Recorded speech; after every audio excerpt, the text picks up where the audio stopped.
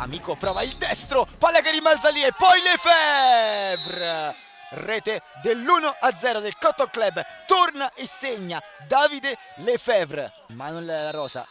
che ora porta il pallone, si ferma il numero 19, sfera a scavare in direzione del compagno d'Astolfo, che però viene chiuso, anzi Fagioli, poi La Rosa in due tempi, è perfetto il portiere del Cotton. Quindi a Midulla che come al solito si abbassa per far salire i suoi, Anello velocizza l'azione, la palla arriva a Fagioli, Fagioli scambia con Midulla, occhio a Midulla, il tiro va fuori, Midulla prova a sfondare centralmente la Venere in bikini con Midulla e Anello che duettano, poi ancora Midulla, il diagonale in girata in velocità con la Ruffa col fisico perfetto, il numero 16 che esce poi palla al piede, quindi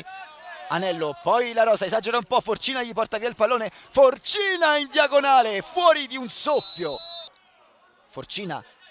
mette il corpo fra sé, fra l'avversario e il pallone, poi Midulla esplode il sinistro, cerca la magia, quindi Midulla, l'altro numero 7, la porta via gli avversari, viene fermato da Blandino che cerca la ripartenza, un po' ostruito da Forcina, l'apertura a destra è comunque interessante per il destro di Giordano.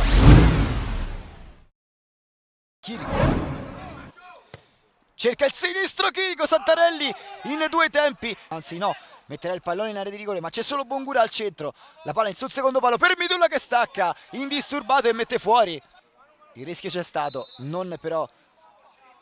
l'effetto da parte della Venere che attacca con Bongura che punta la porta avversaria, Bongura in diagonale, ci mette le mani Santarelli che si gira. La Rosa chiede il pallone, la palla però arriva a Chirico che ha spazio, carica il sinistro, Chirico il palo pieno, barriera,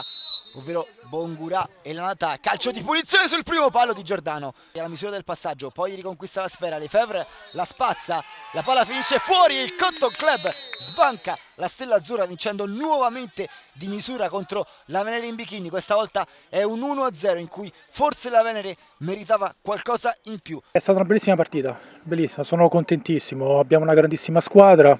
e abbiamo dimostrato oggi come l'altra volta di potercela giocare veramente con tutti.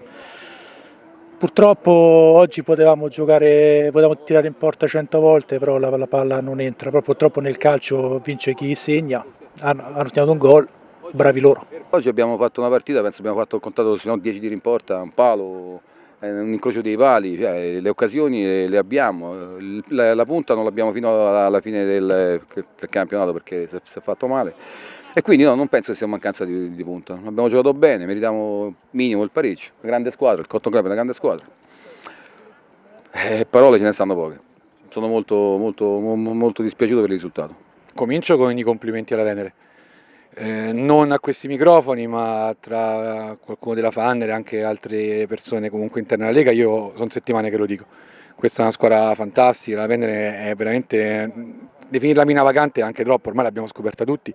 e credo che farà un campionato sicuramente da protagonista, soprattutto nei playoff, perché credo che incontrarla sarà veramente difficile. Una squadra quadrata, gioca bene, riesce a comunque cambiare volto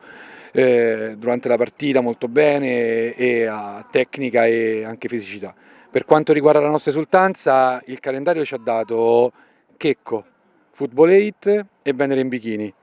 Noi usciamo da questa partita, da questo trittico con 3 vittorie, 0 gol subiti,